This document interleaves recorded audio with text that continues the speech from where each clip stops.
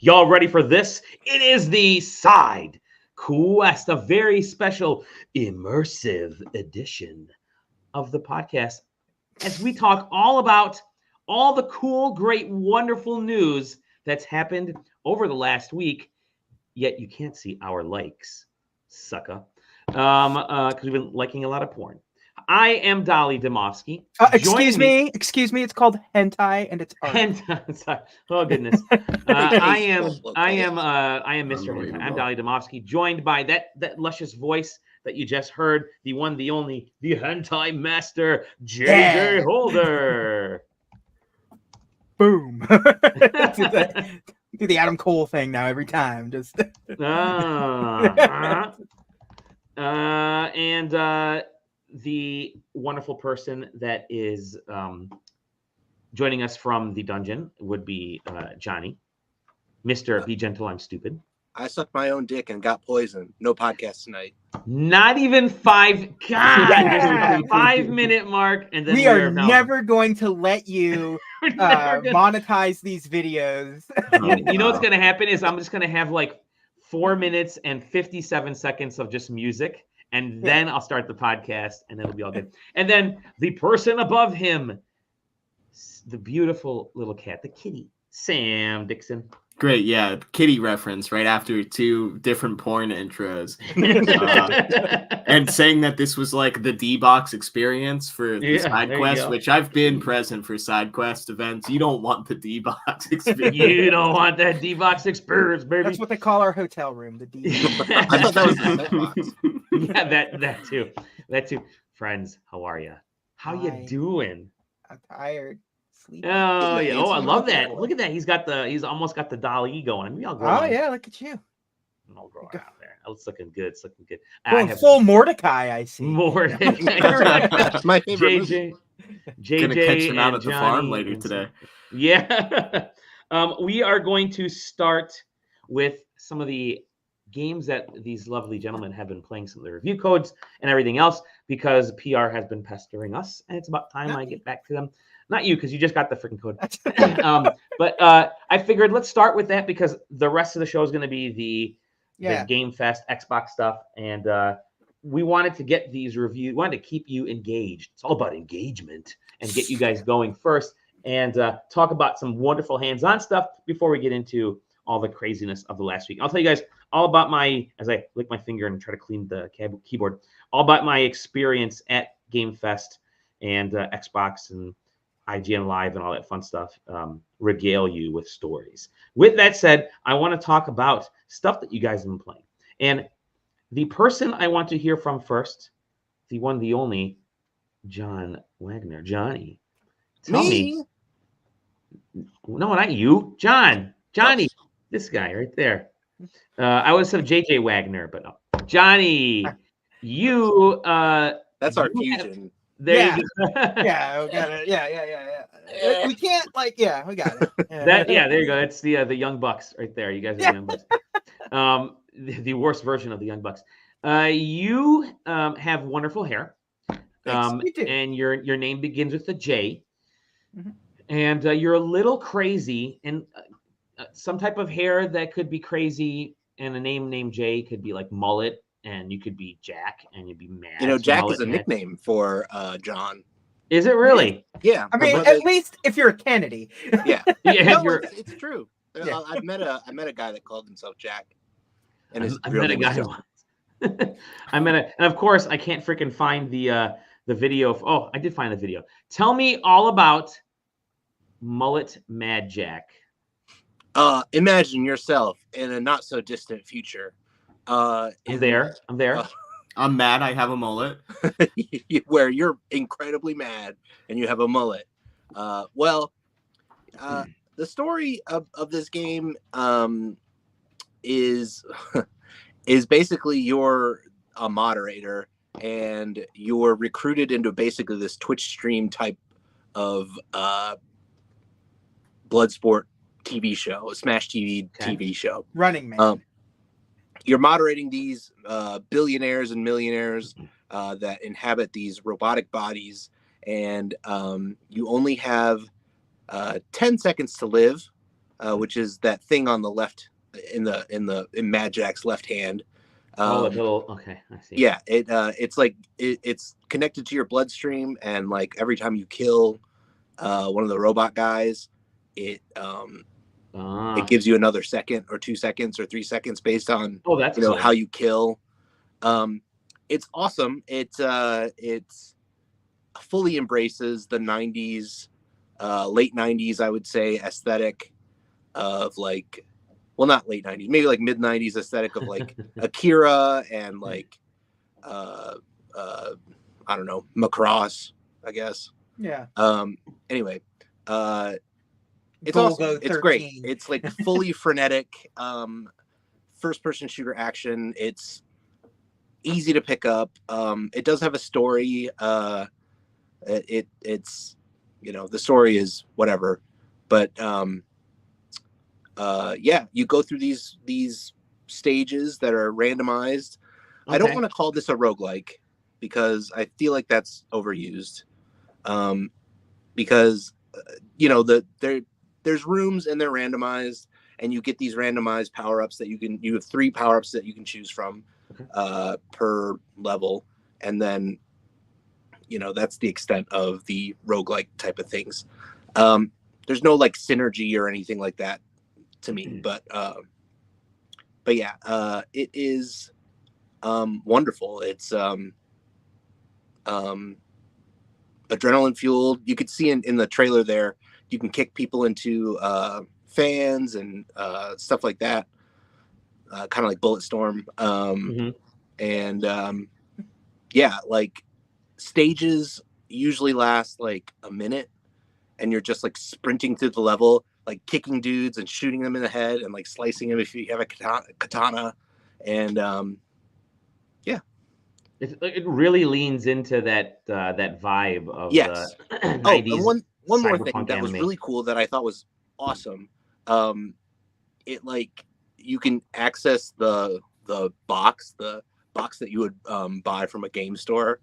You can look at it in the game and like open it up and look at the instruction manual and stuff in the game. It's all modeled out and stuff, and that's cool. Really gives the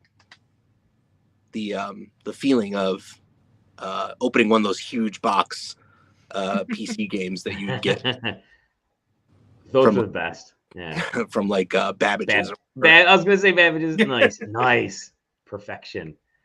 It looks cool, man. It looks like really fast, and I love this idea of you get your health, quote unquote, is actually time based. So you keep extending your lifeline based on how many people you kill and how you kill them.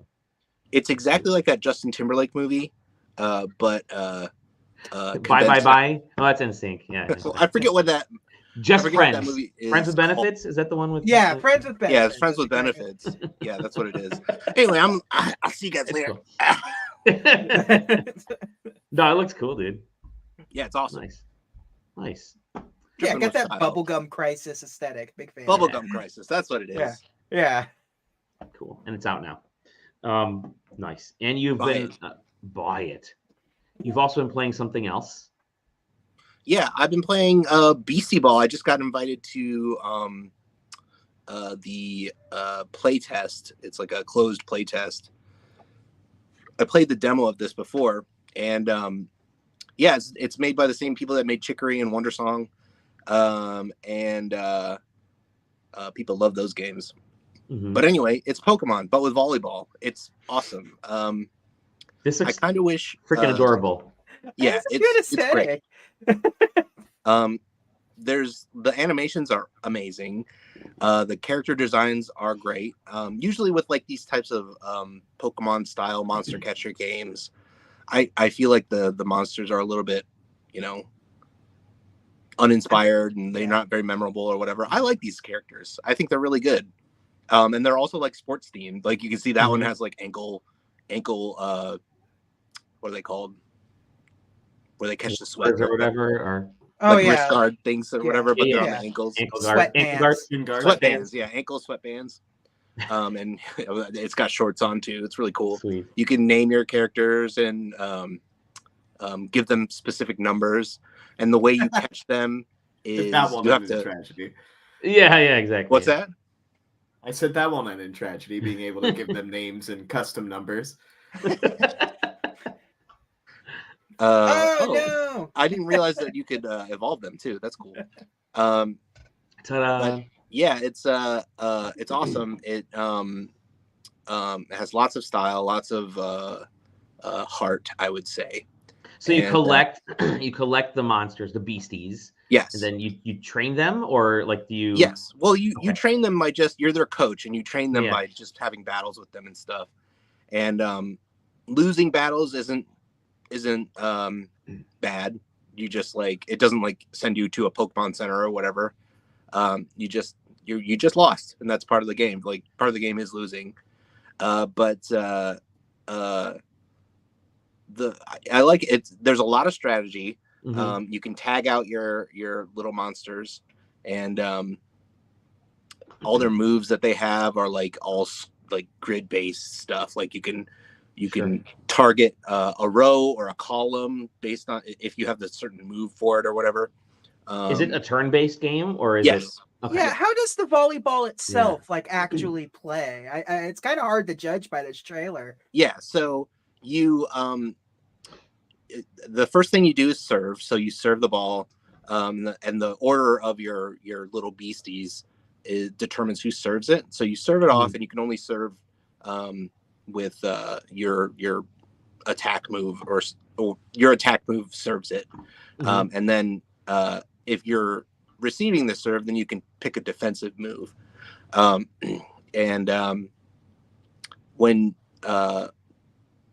When you receive the ball, you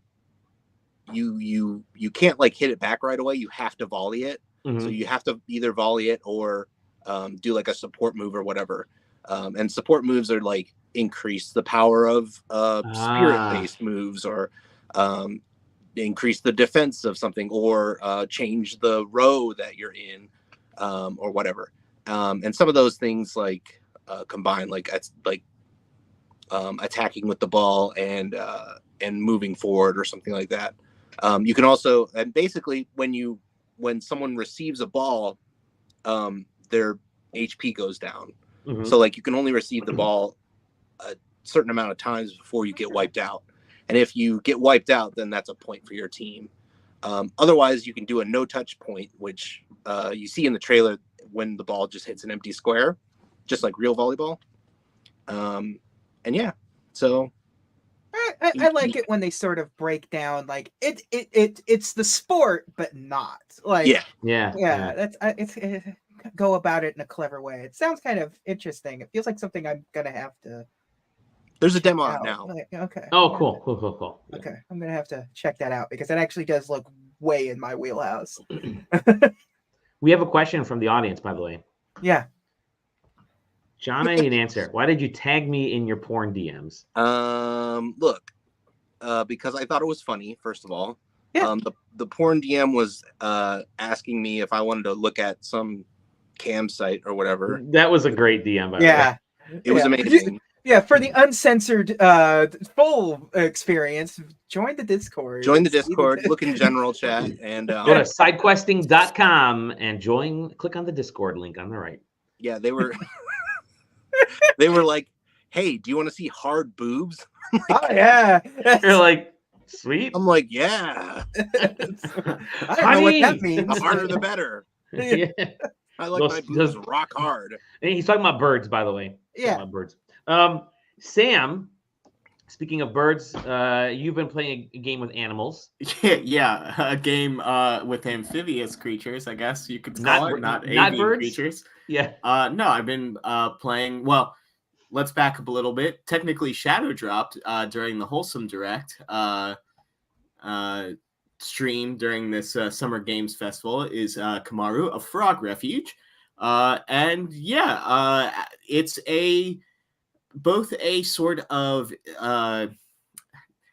environmental Sim City type thing, I guess, mixed with a little bit of Niku Atsume, and also that other rabbit sort of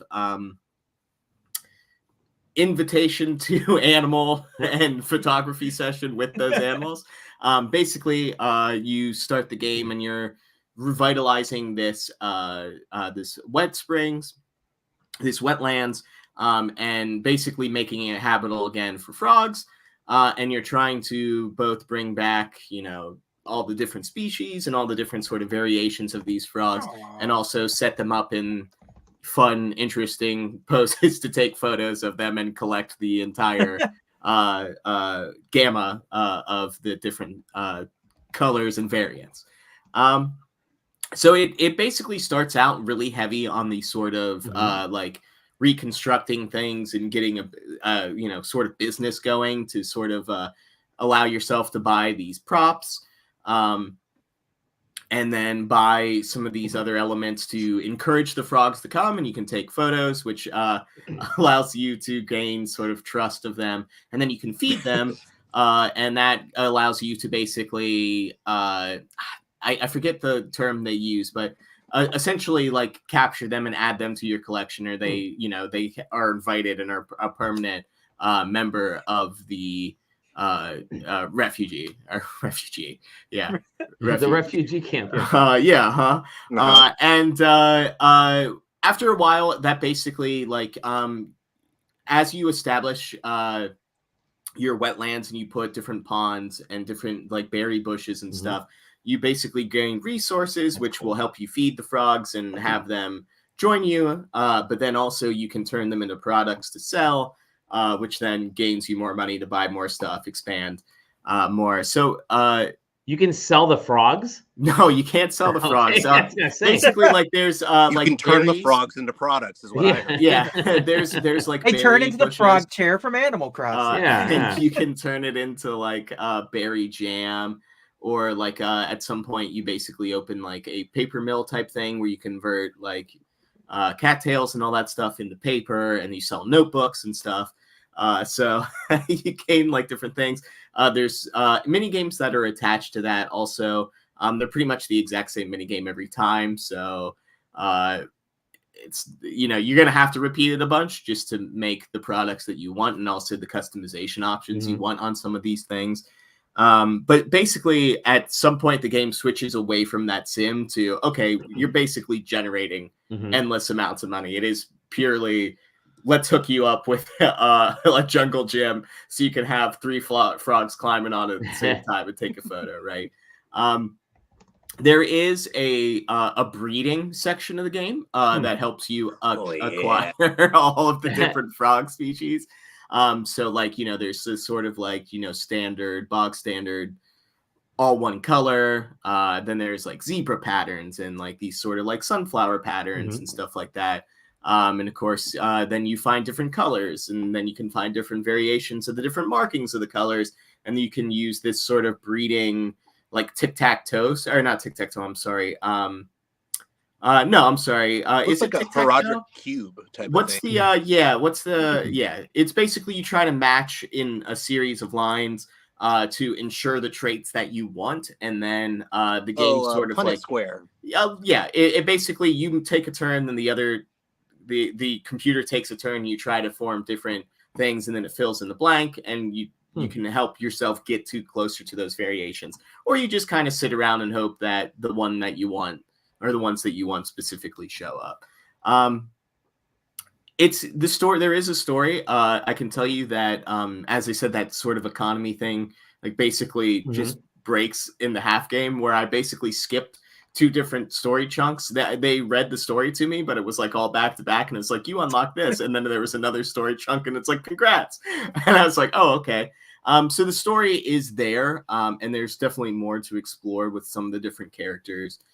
If you want to form like a quote unquote deeper relationship with them. But it's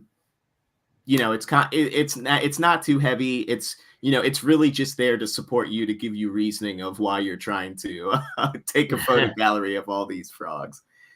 So definitely fits in that cozy game category. Definitely a game that belonged in the Wholesome Direct, and belongs in your heart if you love frogs.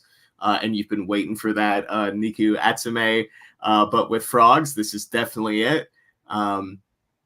But yeah, if you're kind of leaning towards more of the like simi aspect of it, like you want to just like run a business, that's not what this is. Like that's there for sure, but like you're not trying to be like, oh, if we don't sell enough of this jam, we're never gonna make it to the next quarter. Like that stuff's not gonna happen. Like it'll just be like that economy is just to sort of, slow you down and being like, well, I want all of the theme park attractions, or I want all of the art gallery stuff, or the beds, or Your the dead slides. grandfather left you a frog farm.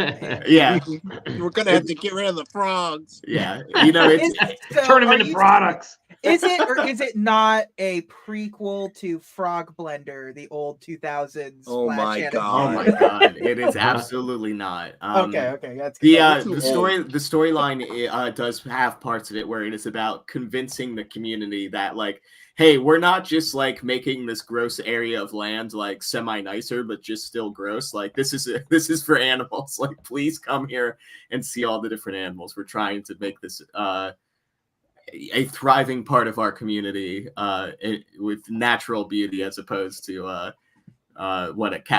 frog cat cafe where you can come in and pet all the frogs. But it smells way worse. Yeah, and it's in the basement of a bar, and it's everybody goes in there in the morning and they don't come out until the next day. It's weird.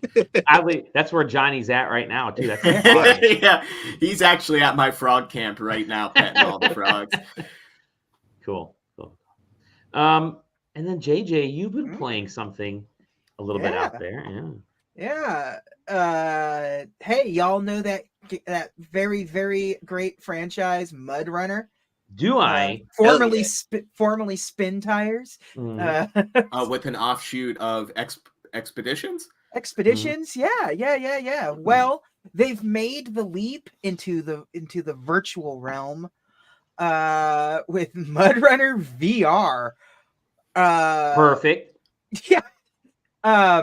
Listen, I love the MudRunner games. They're just silly fun. Yeah. They seem to be confused as to what they need MudRunner to be for them, because they're testing all kinds of stuff, because you have like MudRunner and SnowRunner, which are like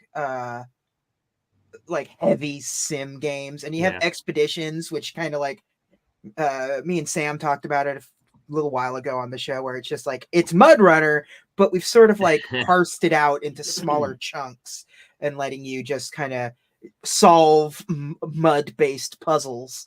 I love that, mud-based puzzles. Yeah, cool. and this MudRunner VR sort of sits in that category of like Expeditions. Okay. It is one of my favorite VR games I've ever played at this point. Really? Whoa! Yeah. Big time. Yeah. It's just so perfectly immersive. So like you're sitting in your rig, like the tutorial is you in a crappy car trying to like get to your uncle or grandfather's house because he called you, he needs help. And so it's you trying to tough the mud in there, and that's sort of teaching you the ins and outs. But once you finally get into the big rig itself, it's like you are put in the cab of this thing. You have all of the bells and whistles. You have to manually manipulate everything. There's no like, okay, you have to disengage the emergency brake, so you actually have to like reach down, grab it, and pull it. You have to your keys are held in your visor, so you take the key out, put it in, turn it. Sweet. And then like you have your shift and your differential and your winch and everything. Your windshield wipers? Yeah, and windshield wipers that you have to manually turn on and off. And so like, yeah, you're physically like in there, you're getting the mud, you get a little, so you have to like downshift while driving, you have to get out and like gas up your car, truck, attach the winch to a tree or another car to pull yourself out. And JJ, this is like Eastern Washington for you. Oh yeah. Oh yeah, man. And it's just, I don't know, there's something just so like when you're that immersed into it, when you're towing a truck and you actually like turn around and look behind you to see you towing the car, make sure you didn't take out a neighbor's fence or something. like you can also steer with the joysticks, but you can also just have your hands on the steering wheel and like pantomime steering on the steering wheel. So you're like you're downshifting and stuff while driving and stuff. It is just it's the perfect kind of like VR immersion, like these kinds of like deep sim stuff where you're just constantly manipulating switches and toggling things, and like it's got good locomotion. It doesn't have smooth walking. It has the teleport stuff, but turning is smooth. So it's like it doesn't do that weird. You can change it so you can have that staccato movement or whatever, however you need it to be, because some people get really sick with smooth movement and kind of shaky movement and stuff. So they let you play with that stuff. I never get sick in VR, so I get to like just really crank it to like the extreme levels, and it's perfectly fine for me. But like, yeah, I mean, I've only had this for a little bit. I've played like first several little like the best way to describe it is puzzle stuff, like because it really is just like your first real mission is get in the truck, drive down the road, attach a winch to a truck that's been toppled over, right it, and then attach the winch to the front of the truck and tow it back to the location and drop it off. That's like the very first like real mission. This is teaching you real world skills. It kind of is in a weird way. Like they toned down the sim stuff a little bit, but like there's still a lot of like shit. I can't get my truck out of the mud, so you're like downshifting, lock in the differential or disengage the differential, like all that kind of fun stuff. The mirrors work, which is really cool. Like you never know what to expect out of games like this, but like having your side mirrors actually work and being able to sort of like make sure that the shit's still behind you or whatever. Like I said, or you just turn around and can see it, but then you're not looking forward while you're driving, which is, you know, how it is. But yeah, your windshield gets covered in rain and mud, so you got to flip on the windshield wipers and flip. Are you at your computer just going? Well, it's the Quest 3, so it's all. I don't have to be at the computer. I'm just sitting on my bedroom floor. It's whatever, man. I'm sitting in a chair doing whatever. You know, you lose fidelity, which is obviously because, you know, the Quest 3 is just a really good Android device. Which sucks because MudRunner is all about like a lot of the fun of MudRunner is like the vistas and stuff, being able to see stuff, but what it lacks in like visual aesthetics, it makes up for just sort of like interaction and like feeling like you're actually like running a truck. You know, it's cool. I'm really enjoying it. VR stuff is kind of like, you know, it's either at here or here. There's no like in between anymore with VR. So there's been some real trash lately, but it seems like this is not one of them. So yeah, I like, if you like MudRunner and you have the ability to play a Quest 3 version of it, then do it. I'm not saying rush out and buy a Quest 3 specifically for MudRunner, but if you already have one, saying rush out and buy a Quest 3 specifically. But I am saying rush out and buy a Quest 3 because VR is fun, man. It's just kind of like it's kind of just out of reach for everybody. Like the Quest 3s. They had like Quest 2s for like $130 or something crazy like that over the weekend. Yeah. I mean, they're Quest 2 is still really good. Still works. It still works, right? It's like the thing that's great about the Quest 3 is that it has the cameras on the front. Yeah. So the bypass is actually like is closer to 1-to-1 and in full color now, instead of just sort of like Daredevil vision of trying to make your room. So like, but yeah, the Quest 2 is still really good device, just not as powerful, but a lot of the stuff still works. I don't know if MudRunner works on Quest 2. I probably does. We're starting to get to that point where there's certain things that just like we don't it doesn't there's not enough horsepower under the hood of the Quest 2 to run, because I don't think the new Batman game is running on 2. I think it's a Quest 3 exclusive, but no, MudRunner VR, baby. Let's move on to the week that was. Whole lot of stuff went down over the last week and then I'll get into some of the hands-on stuff that I had based on that. Well, see, Dally doesn't have any reviews because he was out of town. I was out of town. But I have previews of stuff that I think you guys are all definitely going to like. First, let's get into some of the news from Summer Game Fest, the Xbox Showcase, Ubisoft. Ubisoft. So, Summer Game Fest kicked off, and there were a bunch of reveals during Summer Game Fest, but there were a couple that I think were maybe some of my favorite ones, and I think the one from Summer Game Fest. So first of all, Jeff Keighley went out ahead of time and said, "Hey guys, relax. Summer Game Fest isn't going to be as big." Or he basically said, "You got to temper your expectations." People are asking all kinds of stuff. Yeah. Is Gran Turismo 6? Is Bloodborne remake? Is blah blah? He said, "Just temper your expectations." That's all he said. The Game Fest that hopped on stage was much more geared towards like indies and like smaller studios and sort of the AA stuff. There were some AAA things there, but really kind of focusing on the AA and the indies and the smaller things. And I actually thought that was kind of cool because it is kind of a weird year. We're an in-between year. And I know there were, there are a bunch of other showcases that first party stuff could go to, but I thought it was okay that we saw a lot of smaller projects. Jeff's theme when he even took the stage this year was like, man, it sucks. A lot of studios are shutting down. Boy, that sucks. But on the plus side, look at all these little guys out there pumping out some great stuff. And he showed the slide of like the top games on Steam. And like Balatro is like right in the middle there. And it just like, Game of the Year Balatro. Well, there was one game that I thought I lost it. And I know a couple of folks lost it as they showed it. And I know JJ probably lost it when they showed it.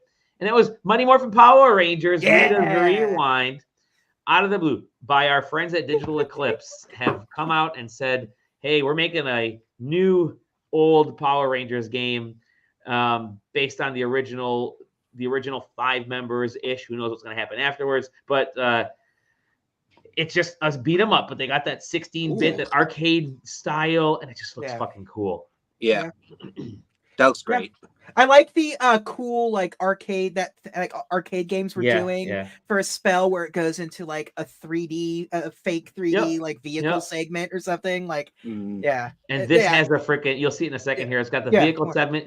It's got, there you go. You got a roller coaster, which is crazy. Weird Mode 7 stuff going on. Yeah, it's awesome. Shit's growing. I think it's cool. And of course, there's gonna be like these anime cutscenes, and it basically starts the whole. There you go, right there. There you go. Space Harrier. Look at that. It's awesome. Yeah. It's you got street. Yeah, exactly, dude. Look at this. Look at this. It's so cool. Anyways, and they look at that. They become a giant freaking. They become the robot, which is awesome. So the Megazord. Put the Megazord. Put respect on the name. It's coming out later this year on everything. So that was exciting.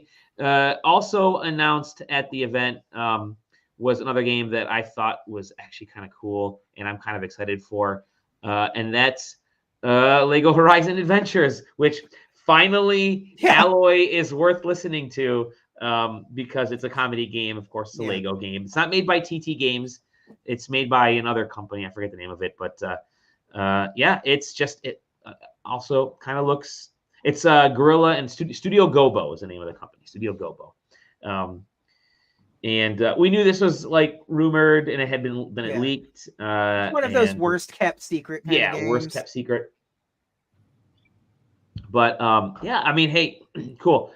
If anything could make Horizon the series like extend it, besides making yet another Horizon game, this is the 4th Horizon game, because they had that VR one that nobody played because nobody owns PSVR 2. But interestingly enough, this is coming to PC, obviously PlayStation 5 and Nintendo Switch, but not Xbox, which I think is just really funny that they wouldn't put it on there. But I mean, it looks like a Lego game, and I think that's totally cool. Well, the cool thing about this one is that it's like the Lego game proper, like the traditional Lego licensed games. Are like they don't have the staccato movement that this game has. Yep. Like the Lego movie. So like they're going a Lego movie aesthetic instead, which I really, really like. I always like the way the Lego movie moves and doing that. It's such a weird idea to just run with. Like, take this very serious AAA franchise that we have that it's only like, it's only 2 games old and you're already just letting 3 people games. play. Yeah. Nobody counts the VR game. No one counts the It's VR. 2 games old. Yeah, 2 games old. And just like let somebody else play in the playground and make something weird and sort of out of left field, like kind of thing. I respect it. I don't know if that's gonna make for a good game necessarily, but I'm looking forward to it. Like, cool. And it's coming out this year, and they had that to play over at look here, the Steam and Epic, which is really fun. It's on everything but the other one, but the Xbox. There probably is an Xbox version available, like ready to go, but whatever. No, I think it's a cool idea, and I'm holiday 2024. It's funny, there's only two like real first party PlayStation games. You got this, and you got Astrobot as the big releases this year, and they're 2 games that people are actually really excited about. I know this was actually previewing really well at Game Fest, because I saw people were talking about it. They're saying it like it's exactly what you want out of a Lego game and out of a Horizon game. It's definitely a change of pace. So cool, good for them. We moved on to. I mean, there were obviously a lot of games and stuff shown over the weekend on some of the indie shows. It's extremely funny that they didn't put this on the PlayStation thing. Like Jeff. Agreed. But I did want to touch on a couple of the Xbox things that popped up. Doom: The Dark Ages used to be. It was a rumor to be Doom Year Zero, and then The Dark Ages. It is fucking look. It's a prequel, but it looks so awesome. I remember when the name leaked out, and I was like, "Isn't aren't we already like in the Dark Ages of Doom?" In a way, it's even worse. But now that you see it, you're like, "Oh, okay, they're leaning into the fucking aesthetic on this one." It looks awesome. So Xbox, I think, had a pretty stellar showcase. Like, they just said, you know what, we're gonna give everything out. And a lot of stuff leaked, but they stuck the landing with the leaks. And I wouldn't be surprised if Xbox was behind a couple of the leaks to get people hyped up. Because most of the leaks were just sort of like acknowledging existence and not like the trailer was found or something. Like, and then they exactly. So the trailer for this looks freaking awesome. They have a saw shield or shield saw, whatever you want to call it. Did you see somebody already modded the saw shield in the original into Doom 1? I was hooting and hollering when he goes like, vroom, like it looks so fucking cool. The dumber it is, the happier I am. Yeah, it's just look at this gun, dude. That looks awesome. It does. That's some Quake shit. I'm actually kind of. It does have that Quake feel. Yeah. A game that doesn't have the Quake feel, but I'm like surprisingly really excited for now is Perfect Dark reboot, and it looks. I pray to God that they can actually pull this off, because this was maybe my favorite thing at the whole Xbox showcase when they showed this. It says in-game footage and cinematics, but whatever that means. But it looks fucking cool. These cinematics are in the game. These cinematics are in the game, and there's hardly any gameplay. But it looks awesome. I mean, they let it cook. They gave it the proper amount of time. Was it the coalition the initiative? Sorry. And they got Crystal Dynamics alongside helping them, and I think this whole thing looks great. So you get past some of this stuff. It's so weird because like Perfect Dark isn't a franchise. Let's be honest. Right. Like, Perfect Dark exists in such a small way. Like it was a Nintendo 64 game that was sort of popular for its time, but only on the backbone of a previously, of a previously more popular game. Yeah. And then you had the Xbox 360 game, which was not great at all. Nobody's really nostalgic for Perfect Dark. Yeah, so like right. It's hard to judge what's going to happen because like. So this has like Deus Ex level stuff, which I guess that's where Crystal D comes in for some of that aspect. I have to assume, yeah. So it's got Deus Ex. It's got really like the visuals are awesome. Mirror's Edge stuff that you could tell that like if you go back and play the original Perfect Dark, like you could tell that this is the game that it sort of wanted to be, but it was on the Nintendo 64. Yeah, exactly. Yep. Yeah. This is cool. Of course, the pipe is yellow to let you know that you can climb it. Gotta climb the yellow pipe. Gotta climb the yellow pipe. Otherwise, you're just walking. I mean, like first-person shooters are just kind of this now. Yeah, but like it's the other stuff that they show, the sort of like Batman detective vision and stuff. That was neat. The hacking, like the gadgetry and stuff. Like that's where this game's gonna live and die on not the combat and locomotion, but like how you use the other stuff to make a Hitman style espionage game. Like there aren't a lot of espionage games. No, that's the thing. Like even like when you think about like GoldenEye is one of the most like beloved like game. Like it's not an espionage game. It's you're definitely not doing spy. You're not spy. Like this feels like they're trying to lead into the espionage part of it. Or as you said in the Discord, it's Perfect Dark with aliens. That was a game that doesn't have aliens but has monsters. I don't know. Is Fable. So they showed Fable. They showed yet another reboot. So they have Doom: The Dark Ages is a prequel. They have Fate, which it's the first Doom that's fully owned by Microsoft, right? Because so it's sort of a weird reboot. They have Perfect Dark reboot. This game is a reboot, like Fable. You know, so it's. I know we're back on the like Xbox 360, where it's like, all right, new Fable game, new Dragon Age, new Perfect Dark. Let's go. Yep.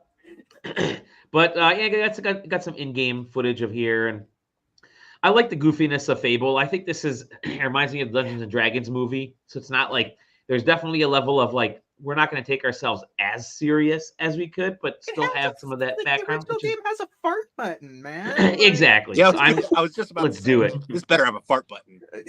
Yeah, and I like this trailer way better than the trailer from last year. I think this obviously showing gameplay is good, but it seemed like prior to this, like they wanted Fable to become Morrowind or something. Like it sort of forgot its roots. Like no. Fable was the goofy, like the not serious version of like a D&D campaign. Like you and your friends just fucking around with characters that you rolled, and So I think it's great. Great. I'm looking forward to it. That's I'd be interested to see what the full game is like, because like if you remember like Fable 3, like it became like a town sim kind of game too. And then I think that's next year. Did that Kinect game ever come out? I don't remember. I don't remember. Oh, you mean Milo? No, there was a Fable Kinect game where you're like maybe like you're the chariot game, like where you're like a mini game like Fable thing. Maybe I'm misremembering. I'm checking. Fable Fortune was like the mobile one. Yeah, wasn't there a mobile game where you could like earn currency for Fable the Journey? Game? Holy Fable shit! Journey, Fable Heroes is the Xbox arcade one. Fable Coin Golf. Then there was Pub Games, Fable 2 Pub Games. That's what I was thinking of. Yes. Yeah. But they did have the Journey was the Kinect one. Kinect game, and then in 2014 they released Anniversary, which was like the slightly. God, look at how many Fable properties we've forgotten about. Fable Fortune was the free-to-play card game. They had a collectible card game in 2017. CCG, Oh my God, they had so many Fable games, and then like Fable 2017. Yeah, exactly. It's like stop trying to make Fable happen. Yeah. One game they are making happen again is Gears of War E-Day. Another reboot. It is the beginnings of the Gears of War. Back to the beginning. Another prequel. Don't call it a comeback. Don't call it a comeback. But yeah, there you go. You got brand new old Fable game. I think it's set 14 years before the original Fable Gears of War game. Game. And they're actually calling it Gears of War. They brought that back instead of calling it Gears. Gears 5 with the New Day. Gears 3, yeah, exactly. So no more Bautista. Here you go. It's it's a young Marcus and Dom kind of getting together for the first time and becoming Gears fighters and stuff. I don't know. There you go. Their burgeoning relationship. So we'll see what happens. But it's on an Unreal Engine 5 because Gears was always the Unreal Engine series showcase game. I have no like relationship with Gears. I don't really but like even for somebody who didn't give a shit, like the original Gears when it came out was mind-blowingly Yeah. Like, It was. It really was. was. I mean, that game. fucking Yeah, that believe game was. it. Yeah. Another game that looks really cool. The Xbox showed off was the new Indiana Jones trailer. I'm ready. I'm ready for this. Please. I just want this to. I just need this to be good. Yeah. What? It looks like they focused on this for like a pretty long time for what was effectively like a cutscene from the game. Yeah. Like, just let me play the game. Okay, It's like so Wolfenstein, right? It's basically Wolfenstein. I mean, it's Wolfenstein machine with- game. Yeah. It's. I was gonna say it has to have like some sort of. If it's machine games, then it has to have some sort of Yeah. combat, wouldn't you think? Mhm. You would think. Yeah, it does. looks It totally like does. it does look like it has a lot There you of go. like puzzles, which like Yeah. I like let me like not shoot things for 20 minutes. I Let know. me like solve a cave Let me do some puzzle. damn archaeology Yeah. for once. It belongs in a museum. Yeah, but I mean, it looks good. I'm kind of digging it. It was a very long cutscene, but It's you get the finally the third Indiana Jones or fourth Indiana Jones movie. Yay. yeah. And this takes place between Raiders and Temple. Yeah. But I don't think that's Harrison Ford's voice, It's is not. it? It's not. No, they already said it's not. Yeah. It is Troy Baker. Yeah. Actually, would be surprised Probably, if it is Troy honestly. Baker. But no, it looks good. I What like is just the happening? weirdness. The weirdness of this guy dancing and ripping on Americans, always good. But yeah, it's the pedigree of the Wolfenstein games with the goofiness of Indiana Jones. I think I mean, if there's one thing this development team knows how to do, it's shoot Nazis. exactly shoot Nazis. And then we had I wanted to play this. There was other stuff in the Xbox showcase. I think was it Sound of Midnight or whatever that was, the Southern Gothic game. Yeah, Looked that really game that looks cool. like it could be really cool, but also very irritating. Yeah. So we don't know. But then also we saw the Dragon Age snippet, and then there was the actual Dragon Age Veilguard gameplay trailer during the I don't EA know about thing. this. I'm I'm interested. kind of excited, but I'm okay. cautiously being excited. optimistic. Yeah. Let's see. I think I Let's said in show the some action Discord, here. I like the weird neon cyberpunk Yeah, me too, aesthetic dude. they're going for with this. There's like a Mass Effect-ish feel to some of the stuff, and I'm okay with that, dude. Look at this. I mean, it looks awesome. Yeah. Looks cool. This game looks cool, man. It fared very well with previews at SGF. So Looks like it's got that Batman Arkham Asylum combat. yeah, right. Right.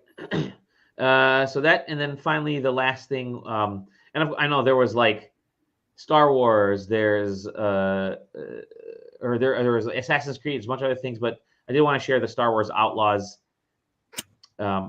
stuff because it's coming in August, and they actually had like a full during Ubisoft Forward, they had like a full gameplay thing. I had people telling me that like it's very Uncharted, like the snippet that they were getting hands I on saw with. that one article that you posted that was very damning that said it was like Uncharted Golden Abyss, the Vita. Yeah. Which is really, it's really weird. I mean, granted, like I wrote down, close your eyes and like combine all the following words in your head: Star Wars, guns, speeder bikes, action adventure, crime lord, aliens, and that's Star Wars Outlaws. I think that's what they started like development. Like we got to put all these things in a game and get it to work. And let's pick something. I don't know. Let's do Uncharted because Uncharted is really good. This game was probably in development when like Uncharted 4 had first been announced, you know. So they're like, we gotta make a Star Wars Uncharted game. Granted, I like if you can get past the Unchartedness of it, I'm okay with that because I kind of want just sort of a basic ass action adventure game. Yeah. And set in the Star Wars universe, I'm okay with that. The Jedi game, yet to be seen if this like works in the Star Wars setting, like this type of game. But wasn't Visceral working on some sort of Star Wars game before? For a while they were. Yeah, it was 1313, which was going to be like the bounty hunter game. Yeah, and then that got canceled. Yeah, unfortunately. I did start playing that new Star Wars game that just came out. That 4v4. Oh yeah. Okay. Free to Okay. play shooter. Yeah, that's okay. That's okay. The last great Star Wars game was the card game that Johnny gave an award to at Yeah. PAX East. Yeah, baby. Yeah. I mean, I They're love the good. Jedi games. It's like Yeah. they're very good, very Star Wars feeling. Yeah. They don't make you do any spaceship stuff, which bums me out a little bit, but this is doing it, so let's go. Yep. All right, Star Wars, and then and so then you had the whole freaking joy of Summer Game Fest and all that stuff. So let me tell you guys a little bit about Summer Game Fest in general. You didn't talk about the one thing I wanted you to talk about. Go ahead. What is it? You're talking about the A24 game. Yeah, I'm going to talk about it in a second here. Okay. Calm down, JJ. Come on. Wait, which A24 game? Any of the horror things. I thought you were talking about the Blumhouse game. Blumhouse. I am. I'm going to. I'm getting to that. When I yeah, that's what I meant. Blumhouse. A24. Yeah, Blumhouse game. Yeah, got the. So yeah, hold your horses, my friends. So how am I So supposed to know that you're talking about games? And I'm going to talk about the games that because I kept saying I'm going to talk about the games that I had hands-on time with. So, but let me just talk about Summer Games Fest in general and all the other stuff. So you had kind of two events that were sort of competing, right? You had Summer Game Fest, which was Jeff Keighley's big showcase, and then you had the Play Days, which are kind of the Summer Game Fest hands-on stuff. This is like the third year that they've been doing Play Days, and this year they expanded it to third day, and it's kind of set on the campus of like IM 8-bit in like this little this market area, I guess, in LA, in not a great part of town. Definitely don't walk there. Definitely take a cab, take an Uber there if you can. And even the Uber driver is like, are you going to be okay if I drop you off here? And I'm like, I'll be fine. There may be hopefully security in the area. So that's the Play Days is set up in like this campus. It's like essentially what would be like E3. Sam, you would know this because you've been to like E3 before. Have you, Sam? Have you been to E3? Yeah. Yeah. You went with me the one time. Yeah. The famous game where you played that bubblegum game on the Switch. Yeah, oh, yeah. So it's kind of set up like the booths and the behind closed door stuff at E3. So there'll be a room which is like, let's say EA stuff, and they have like a little mini theater on one side where they're showing something, and then they have like a little play area on the other side so you can get your hands on stuff with the games. And then you have like Amazon, and you have Sega is there, and it's almost like the mini behind closed door stuff on all these all the E3 booths. So and then you start having companies having a little bit of fun. Like Devolver had like churros, and they had like this outdoor patio set up. Sega actually had a Winnebago there or whatever it was, like a big trailer that they were doing their stuff in. So it's cool, and you had like tons of like open bar like the whole day, so people are always getting lit the whole time. Maybe that's what helps you stay alive, I guess. Any Firefall RVs there, or no? Unfortunately, no Firefall RVs. That would have been great. And so yeah, you said just like what we do at PAX East and at E3, you're setting up appointments and you're going to see all this stuff. However, what's different is a lot of shit's under embargo. Like, and I have I can only talk about so many things today because a lot of my stuff is under embargo for the end of this week, next week, and stuff like end of June, early July. I have embargoes. So this is cool. It does definitely remind me of E3, but like with way more embargoes, which is kind of cool. So yeah, that aspect is neat. You're actually getting hands-on time with some of the bigger games. Like I said, I know Horizon Zero Dawn was there, Astrobot was there, Sega was there. I didn't get a chance to go to any Sega stuff, but I know they had some of their new stuff was there. So there was a lot of cool projects there. EA was there. I think they were showing off Skate. Some of the Skate stuff. Yeah, that was the pre-alpha. Yeah, the pre-alpha. Yeah, Tim Robinson was not there, unfortunately. Oh. But and you had a bunch of like indies and stuff, and it was cool. It was a nice setup, but everything basically had to be appointment based. However, you could still go up to the booth at some point and say, "Hey, do you have any availabilities?" And they'll find some time to pencil you in, or they may have some like open kiosks to be like, "Hey, just if you see nobody there, just come and enjoy the Sonic Rumble game, whatever." That was competing with IGN Live, which was like 3 miles away, maybe. But you can't walk, obviously. Even if it's like 1 mile away, you can't walk. You have to take a cab because it's like a different part of town. Also, Yeah, not LA in the is not safest- built for foot traffic. Nope. Also, not in the safest area. LA. The safe part is LA, but that was kind of like a mini PAX because they had a few different stages. So you can go there and you can like watch stage shows. You can listen to talks with developers. They had the kiosks everywhere, so you can go to like the little. They were more like freestanding kiosks rather than like booths. There was only like one or two like booth type things. But yeah, It certainly seemed like the mid-aughts PAX West. yes, Back really, before yeah. East existed. Like Yep. like that's how like the layout was just very Yeah, yeah. Put your kiosk where you it like sits. from when I spoke to some of the like publishers and developers, you rent a spot you rent a screen essentially and not a or space on a table and not like a booth space. So think of like the like a was it swap the meet. indie? Yeah, like exactly like that indie area. What's the indie area at PAX East that has like all the freestanding booths with like The two Rising. Or, yeah, no, the indie. Yeah. Yeah, PAX It was Rising. called Rising. Yeah, PAX Rising. So it's like PAX Rising. So you have an area set up like that, and you have a bunch of screens, and the whole show is like that. So you can go and play upcoming indies. Like Ubisoft had a lot of stuff there that I had never, like Battlecore. I've never even heard of Battlecore, but that was some game that apparently they were showing off. X Defiant, some of the stuff there. Squirrel with a Gun, I played that. So they had there were a lot of games there, no surprisingly well organized, and they had thrown this event together literally within like 2-3 months. Like they said, hey crap, let's do something. But the turnout was great. There was tons of giveaways. Like they were throwing so much. All you had to do was, so I paid for my ticket. I wasn't pressed or anything. I just show up there, and essentially, if you were in the crowd, you're gonna walk away with something pretty expensive. I got a Spawn toy like on that Saturday, like a really nice figurine. Wait, what figure? I collect those. What figure? It was shoot, I don't have it in front. I'll have to go get it. I'll show it maybe after I'm done talking here. And then on the Sunday, I got a Razer Death Adder. Oh yeah, I got the Death Adder mouse, which is like $150 mouse. Yeah, and they're just like awesome. throwing it. And Pete Sebastian, who I was hanging out with there, he goes to catch it and just horrible hands, like taller than me, and it's right to him, and he like does the alligator clap, and it just bounces out, and my hands are like sitting right here, and poop, I grab it like the bouquet.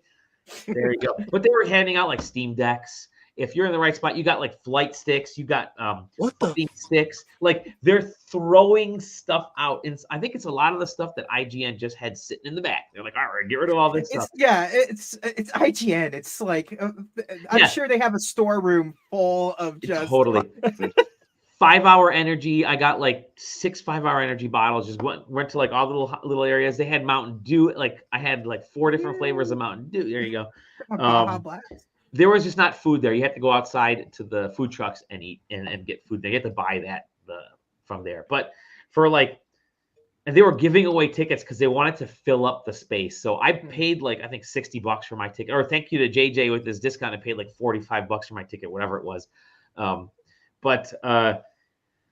And that was the quote unquote VIP experience, which all that does is it just gets you in on a different line, and you get like a little mini swag bag if you really want an IGN hat and if you really want an IGN shirt. And that's basically it. So big supporter of the Imagine Games Network. Exactly. Exactly. But it was and they were giving tickets away, so you could like hop on their website or listen to their podcast, and they're like, we're giving tickets away to the first 150 people. That's the first 2,000 people that sign up here, because they really wanted to just kind of pack the venue and make it worthwhile for the developers and publishers that did pay to get their stuff out in front of folks. So, like I said, a mini PAX experience. They had it for like 3 days. So you had those, and then of course you had the Xbox Showcase on Sunday, which was its whole own thing. Ubisoft Forward, they had like their own thing. It felt like E3, and then every night there was like everyone would either go to the JW or go do karaoke, or there were like a couple parties here and there. It really was kind of cool because it felt like a mini E3, and all these events are going to grow. Like Xbox Fan Fest was bigger than it was last year, and so like IGN Live the first year, Game Fest's third year was even bigger because they expanded to 3 days. All these are going to keep growing. I really hope they coordinate, but I know like Keeley is Keely's not a fan of anybody competing with him, even though he competed with E3, and that's why he's here. But he's not a fan of people competing with him, is what I was being told. So he was upset that IGN was throwing something. So I feel like these things are going to continue to grow, and they're going to have to work together to figure out space. And you got an empty convention center.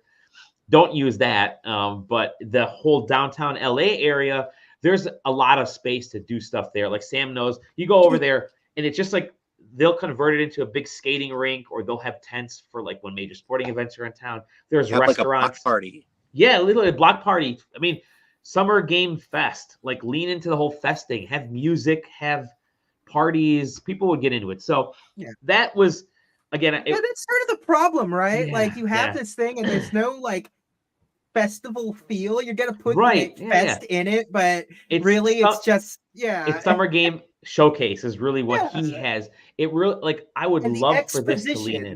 Dude, totally. Like the actual show should have had like some musical acts, like the show on Friday. Like that would have been great. That out real early that having musical guests mixed in with developers showing stuff off, mixed in with excuses to hang out with people. It's really totally it. So I really hope they lean in. I really hope overall it was a terrific, from the showcase to the stuff being shown to the hands-on was awesome. And I'm gonna get into the hands-on stuff right now of things that you guys are gonna all three of you. You can include yourself. It's okay. I can include myself. Wow. I was hoping Zach was gonna be here because one of the games, the first game I'm gonna talk about is a Zach game. So I had esoteric. It's very esoteric. Zach just played that horror game that he was freaking in love with Crow Country. Blumhouse announced their publishing label like a while back, and this is their first game. They actually showcased they were talking about a bunch of stuff. A bunch of stuff. This is the first one that they're releasing, I believe, and it's called Fear the Spotlight. And it's essentially this looks awesome. It's PS1 like silent game. PS1 Silent Hill PS1 with set in like a 90s or early 2000s high school. It's got modern touch. It's like psychological paranormal horror. So essentially what happens is, and you can read my write-up as well, what happens is that you play this lead character, this girl, and she's kind of trying to impress her friend, and her friend wants to get this Ouija board from the library so that she could so that she could find out if a ghost has been following her. This is all within like the 15-20 minutes that I played. Well, there was a fire at the school in the olden days, and so the school is supposedly haunted and yada yada. But there's like there's like minimal combat in this. Like I didn't have any combat during my demo time, but look at this, like the characters and stuff. But it's meant to be like there's a little bit of eternal darkness thrown in there because stuff happens and you see things in the background. You're like, wait a minute, was that there a second ago? No, it wasn't. There's a scene like these scenes where you're trying to run towards the light, but everything feels like it keeps pulling away further and further from you, and it's just freaking awesome. And so, and then by the end of the demo, your friend disappears, and this thing happens where she starts floating, whatever. Your friend disappears, you're trying to find her, but then the school's sort of falling apart, and you don't know, like, I couldn't tell am I like time looped? Am I thrown into the past? I don't know. But all the puzzles it's an adventure game. It's like Silent Hill adventure game. It's more like PT maybe than Silent Hill. Just awesome. Just love the aesthetic. Freaky as hell. I don't know how long the game's like meant to be, but it was a memorable experience. Like definitely one of my 4 or 5 favorite games that I played. Just so cool. You can see sort of like this VHS filter they have on that. You can turn that off. The representative there said, some people aren't in love with that VHS. You can turn it on and off whenever you want. That sort of graininess. I left it on the whole time. Controls are very easy. Like one of your first tasks is to avoid this light, this big flashlight, the spotlight that's sort of attached to camera at the school. That I'm fearful of. There you go, because you're fearful of the spotlight. So as the spotlight is like shifting, you hide under the camera spotlight. You hide under a table, and your heavy breathing is like you can feel the heavy breathing because your character's getting tense. and then your friend says, okay, go. And your goal is to run as fast as you can. Like you're kind of crawling, running, and sneak through this door that she had just opened. It's just so cool. It's like, it's simple controls. Like everything's very understandable, but the level of like teenage spookiness is everything we remembered from being a teenager and being terrified is in this game. And I think it's freaking awesome. Like they got like, you know, satanic symbols and stuff. You have things happening behind you. You have libraries and schools, and I think it all takes place in a school. At least the part of demo that I played. But really cool. I'm excited about this one. Totally recommend. It's going to be on everything later because I don't think doesn't look graphically intensive. So it's going to come to Switch as well. And yeah, God, they showed some cool stuff on that Blumhouse. It's so cool. It's so cool. Yeah. Another. A Sam Barlow, Brandon Cronenberg joint. It's so good. It's so good. I mean, Blumhouse knows what they're doing because they're taking that Blumhouse magic and they're putting it in games, and they're specifically choosing the games that fit their themes. So not going to cost a lot, but also has something going for it. Yeah. The Blumhouse way. Exactly, the Blumhouse way. Another game that I played. Malignant movie. Yeah. Oh, dude. Yeah. Another JJ-esque game for sure. Windjammer? Yeah, and actually, this may also be a Sam style game. You guys like racing games, right? You guys like that Sonic? You can Sonic catch us on the track. Yeah. What about Running Man? You guys like Running Man? A little bit of MadJack as well. Well, Death Sprint 66 was announced. The game looks so ridiculous. I love it. This sounds sick already. It is essentially you're on a TV show, right? And so it's like it's Mario Kart, but you're running, but it's parkour. So when you watch this video, it looks like insanity. You have you're like what? So the Murdertron. Yes, exactly. So the developer, I believe his name was Andrew, was showing it off to me, and he's like, "Yeah, check us out." And he's like pretending it's like super easy. Like you have the lasers, you're trying to jump around like obstacles that will literally insta kill you and like set you back in the race. You're trying to pick up items. You have to ride rails, and it looks like it's like this is way too fast. When he was gonna hand me the controller, I knew right away, or I felt like right away, I wasn't going to do very well in this game. I thought, okay, I'm going to look really silly playing this game. He hands me the controller, and everything comes naturally.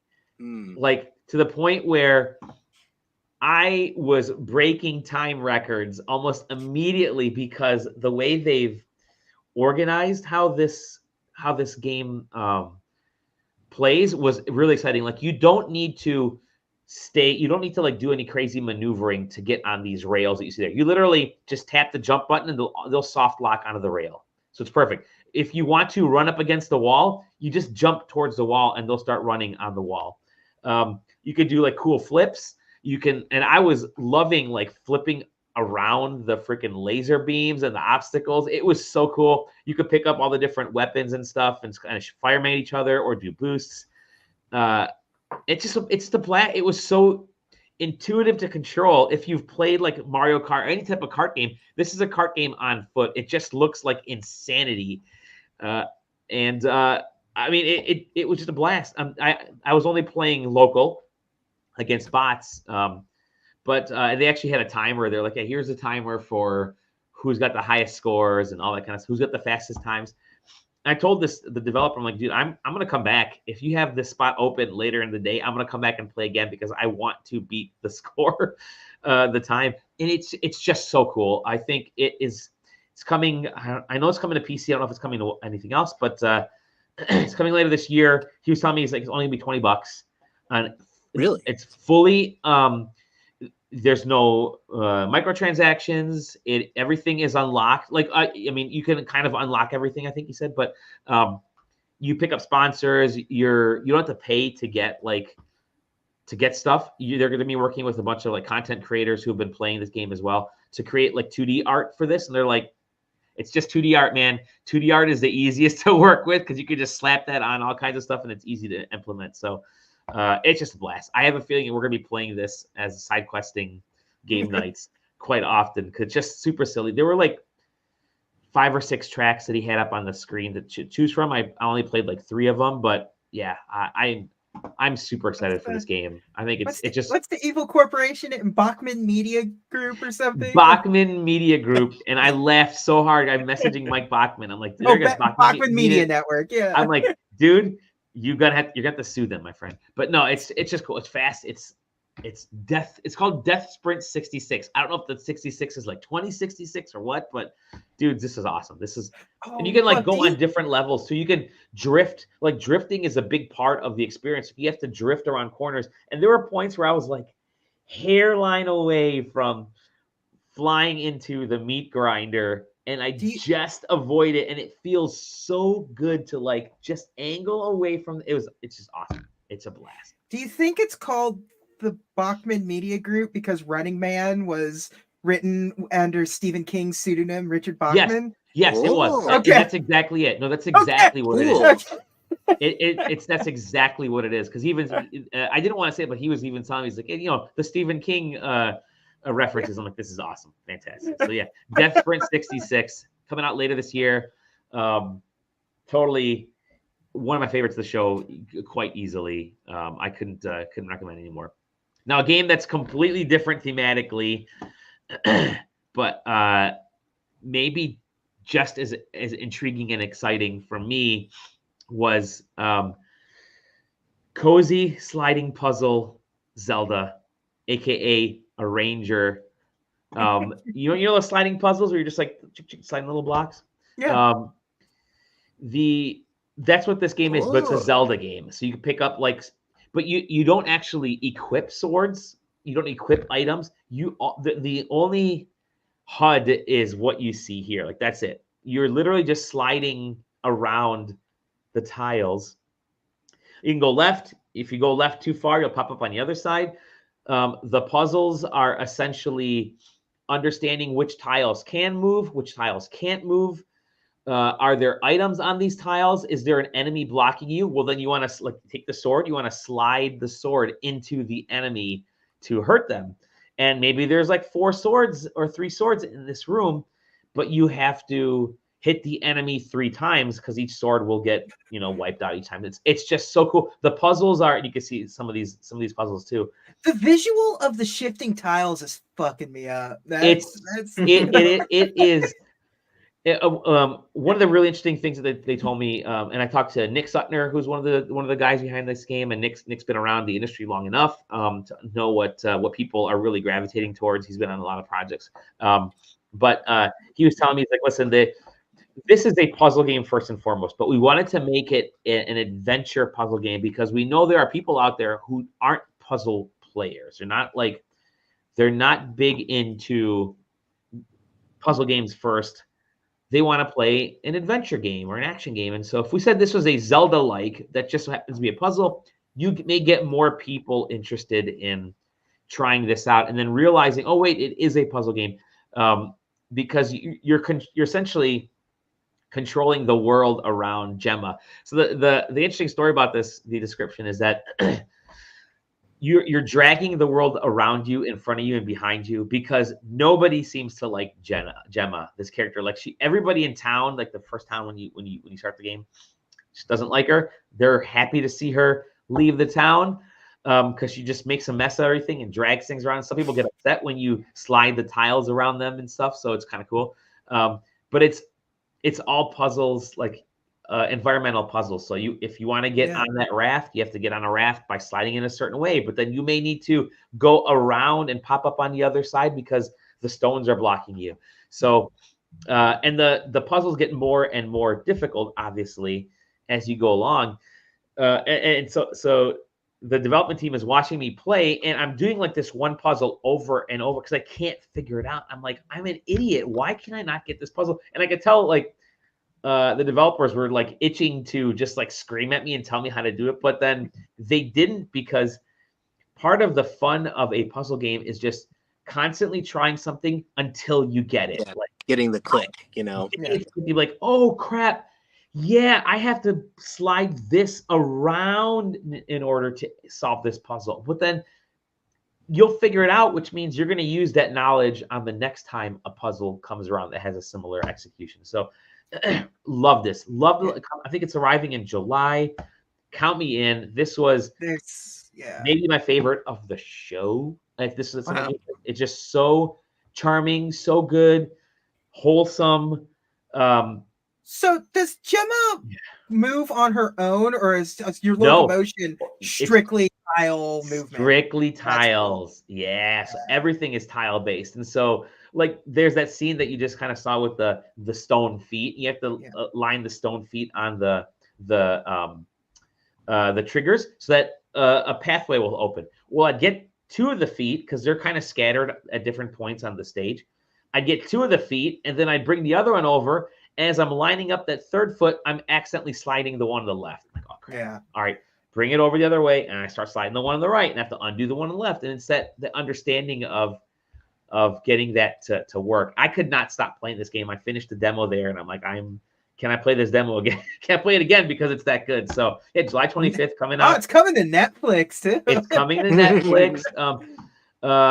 Totally worth. The company's called Friends and Mattress. There's a trend going on right now of people making weird, creative puzzle games. Yes. As Zelda games, that is like really because like the game I talked about last week on here, like was like a Game Boy Color puzzle game that it was, but like a Game Boy Zelda game, and like Blocky Dungeons is another game that I recently played that is kind of similar to this and stuff. There's like this weird like, what if we take a Zelda game but like reinvent what makes like the combat or whatever? Totally. I'm here for it. Zelda works. Like that's the thing. It's a great way to get people interested in a game and then throwing other aspects in there. Yeah, I did see a hook shot in the trailer, so. Yeah. There's all kinds of stuff in this that are really cool. And I didn't access a bunch of it because the demo is so short, but they're telling me there's just like hours and hours of content in this. And it's a story. Like you can definitely tell there's a big story behind it. I've got 3 more, and these are gonna go a little bit quicker because I want to get you guys out of here. Couple more JJ games, but I think Sam and Johnny, you may like this one. I think this might be up your alley as well. You guys like good, like interesting Metroidvania games? Yes. No, how about cool Metroidvania-ish games with a really cool art style? No. Chain Staff. Cookie cut. Oh. Chain Staff. So at IGN Live, they had this game sitting around, Mommy's Best Games. And I think it's called Nui is the name of the company. Essentially, this is Contra meets Commando meets as a Metroidvania. And it's so freaking cool. I love this guy. Bizarre character, amazing character concept art. Essentially, you're this little dude that has this like chains, like it's like a little chain staff thing that you can climb onto stuff, you can throw them at enemies, and you use it as a multi-purpose tool, and then you can eat the hearts of people and do all kinds of cool things. Use it as a multi-purpose tool to solve puzzles and like climb on stuff and to defeat that. Cool. Yeah, that is a cool way. Like you have to prevent this monster from blocking you by, as soon as he lifts his hands up to punch, you throw the staff there and he won't be able to hit all the way down. But you can use that staff to attack people. You can use it to pull stuff. You can use it to block enemies in front of you.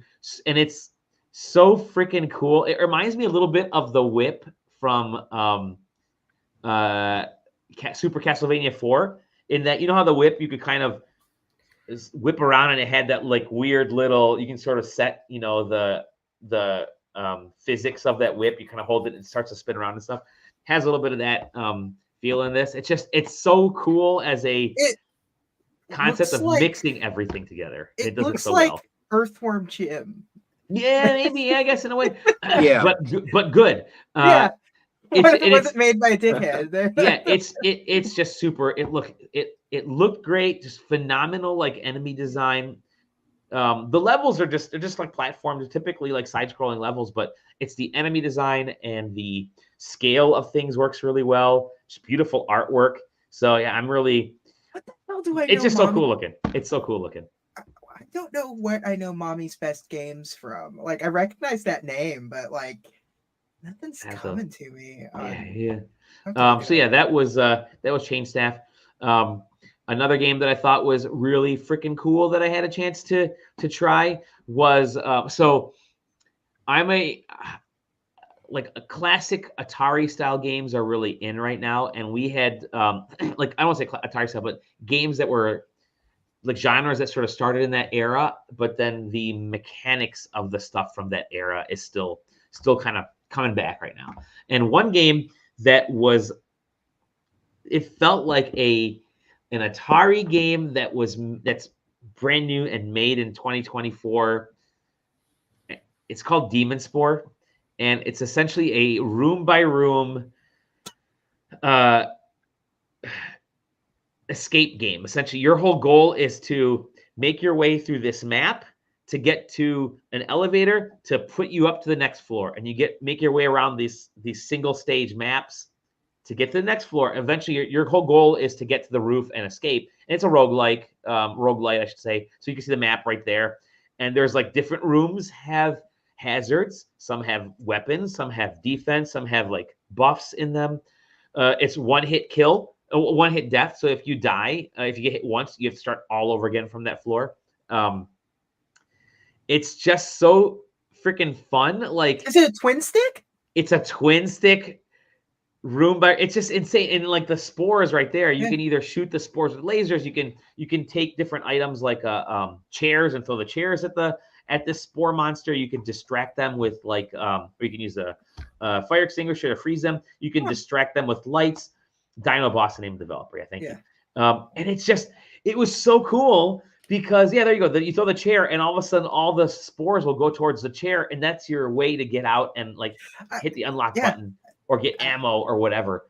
And it's freaking fun. There you go. You can find bodies and get like cards and stuff. It's like Smash TV kind of shit going on. Like that's just like those games don't exist anymore. They were kind of common on like when Xbox Live Arcade was a thing. Yeah. Like, and it's great. You spawn in the center of this original room, whatever on each floor, and the raid style. Yeah.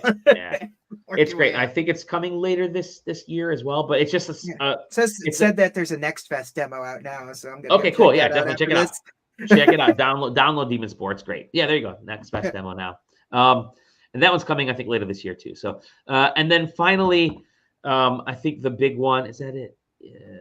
The big one that was hands off, but and I wanted Zach here for this one, but he's gonna miss out. He's arguing with Stefan in the Discord right now. Love it. Perfect. Probably about this game, Monster Hunter Wilds. Holy shit, this was freaking cool. We got to sit through watching it was hands off, so you're basically in the theater and you're watching somebody play the game, and the game can crash, you can have issues, you can have all kinds of stuff, but it's a live play session. They used to do that at PAX West all the time with the big games.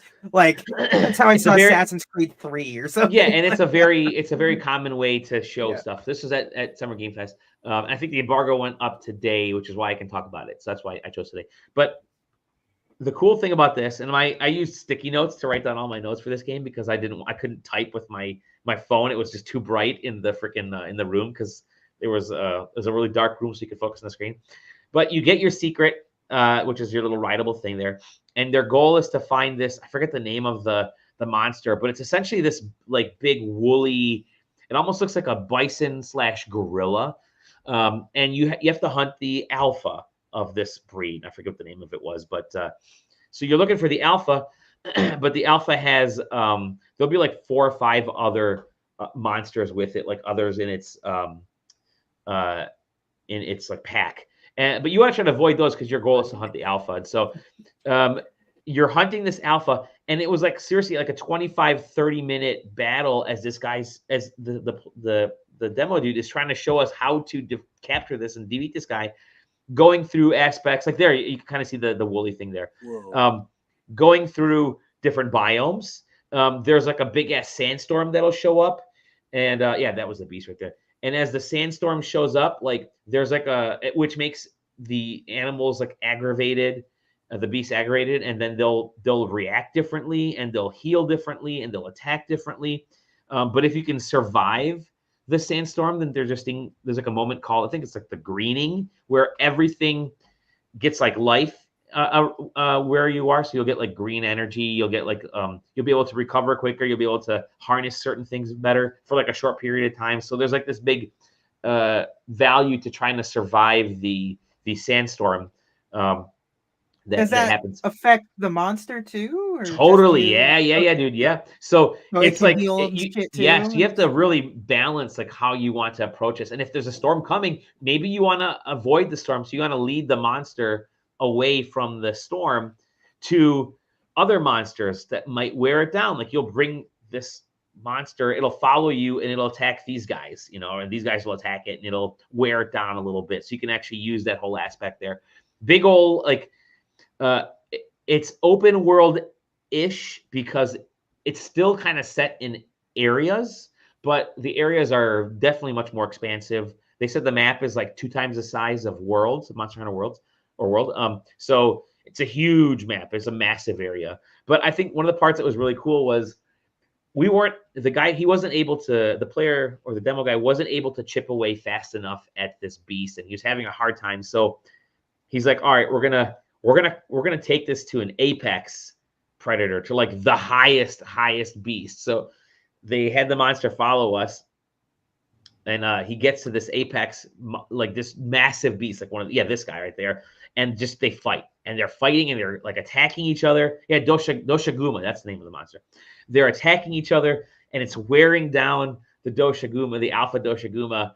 And it's just brutal. Like the animation is incredible watching these beasts just punch and claw and kick and electrocute and just do wild things to each other. And finally, the Doshaguma gets fed up and like doesn't want to fight the apex anymore. So starts to sort of run away. And then the apex kind of goes off back to its home. And by that, because the Doshaguma has taken enough energy, we're able to come in. I think they had three companions that were just AI basically companions that joined and played along. So you don't have to play with people online if you don't want to. But he had like 3 companions show up, and then they help take down the beast, and then you go into the hunting mode where you're just kind of like carving it up and stuff. Just a cool fight, like very cinematic and very environmental. Like it told a story of this incredible battle. Like I was left literally, you're on the edge of your seat watching shit happen, because it's not just like, use this weapon, aim for the tail, climb up on top type of thing. No, it's like use this weapon, and if you use enough of this weapon, if something changes, like the environment changes, you can hot swap to your secondary weapon while you're riding your secret. You can leave your party to fight to wear down the Doshaguma or the monster, and you go and set up a quick a quick camp, do some quick setup, reset yourself, and then go back into the fight. It was just so cool at how fluid and how live everything felt. And I'm not like a big Monster Hunter guy. I haven't completed one. I've like hardly hit like higher level. Like I've hardly hit like low mid levels in the game in any of my hunter levels. But man, this might make me a Monster Hunter guy. It looked cool, looked really fluid. The battles were just freaking incredible. And it was a long ass, it's one of the very first few sections of the game, and they dump you in a 25, 30-minute monster fight that's just freaking unbelievable of an experience. Like it's like watching a movie of folks hunting down a monster. Like it was so awesome. And then the cooking was really cool too. Like there's actually like each thing you cook has a really unique cinematic to it. At least that's what it felt like. So you're not just a guy sitting in front of a pot and mixing stuff, and then it's like soup. No, it's like, they're gonna show him like putting all the ingredients in, and they're gonna show like different aspects of how he's tasting it because it's a different type of food. It was just cool. It was awesome experience that they were showcasing. And if the game holds up as good as this demo, then they always have a ton of extra stuff in there too. This is the Apex Monster Hunter game for sure, man, for sure. So I'll have more stuff to talk about on the next episode. I may record like a secondary show later this weekend and knock some more of that stuff out, because there was just so much. Embargoes are still, they're on my phone here. Embargoes are still going through the next couple of weeks. I can't wait to talk about Redacted, and then also Redacted, and then a sequel to a game which I loved, also Redacted. So expect those over the next couple of weeks here as I get to talk about Can't stuff. wait to hear about your hands-on time with the Switch 2. I told you. I will say this: what's interesting is that like really weird discussions of people were extremely happy with what Xbox showed, and then extremely disappointed with the hardware that Xbox showed. It's like, who's gonna pay $600 for an Xbox Series X? Like, I don't care if you got an extra terabyte of crap in there. $600 for a Galaxy like glitter version, like Yeah.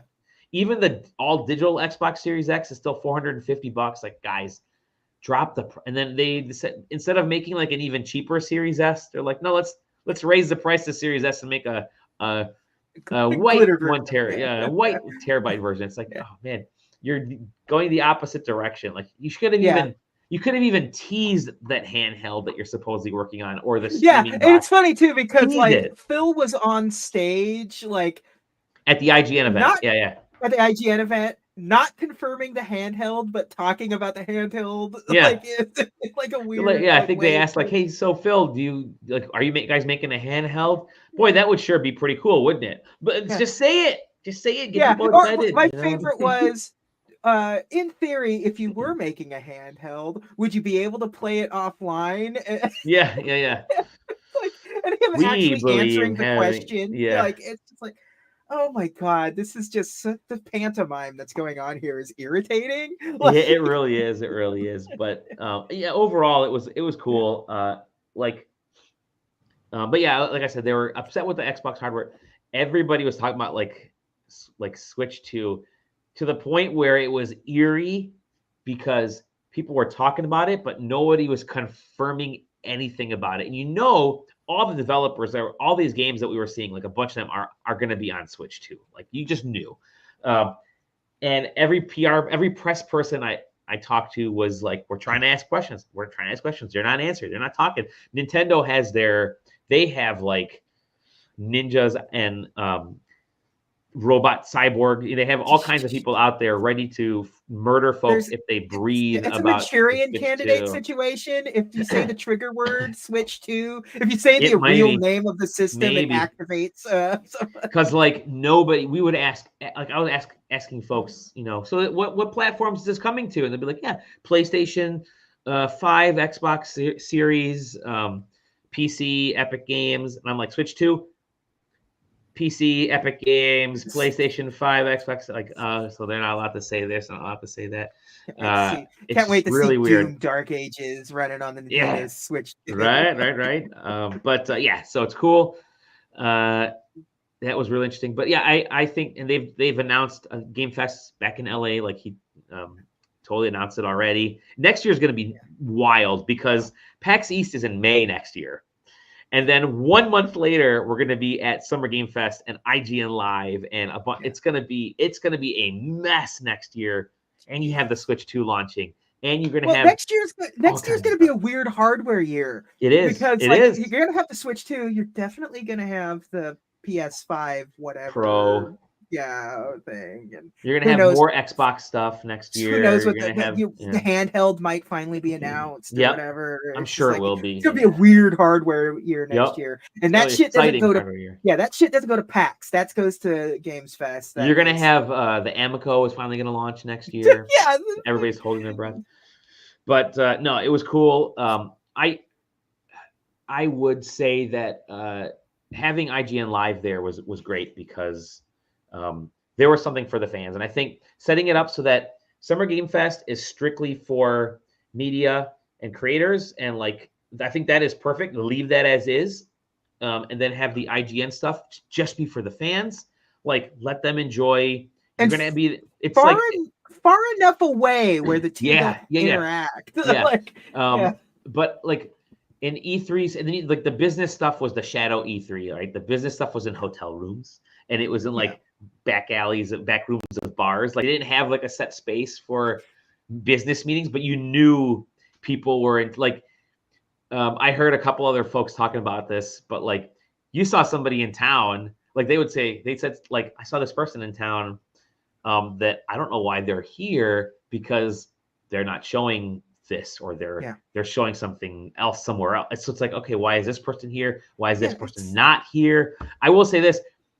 zero Nintendo representatives anywhere. I didn't see anybody in any, like, usually like at the bars, the lobby bars, they'll have people from Nintendo. Nobody. Like, that was pretty hardcore. But great to have those two events going on, because the problem with E3 in the past, they didn't know what they wanted it to be. You had all these different ideas. They wanted it to be everything to everyone, and you can't. And we had talked in the past, it's like, you should just have a PAX in LA, and that'll be for the fans, and you can have a smaller E3 for the business. That's what this was. This was like Summer Game Fest was the business and the media and stuff, and then IGN Live was a PAX, and it's going to grow bigger next year. And I think it was a good setup. It was fun. I would enjoy it. If I was anybody, if I'm talking to if you're remotely interested in any of this kind of stuff, I would recommend heading out to LA and doing the IGN Live thing, because as soon as they announce it next year, it's going to get bigger. And then you're going to get like cool swag. I got this from Game Fest, which is, I don't know what a Nitro Basic thing is. A little character here. I don't know what he's supposed to be. It's for Discord. That's the mascot. It's their mascot.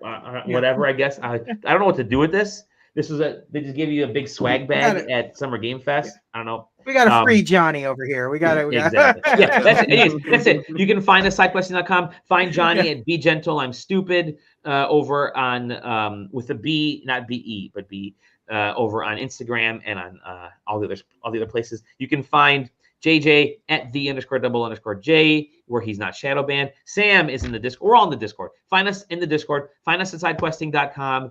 And find us on YouTube and Twitch. And we'll see you all in the next episode of The Side Quest.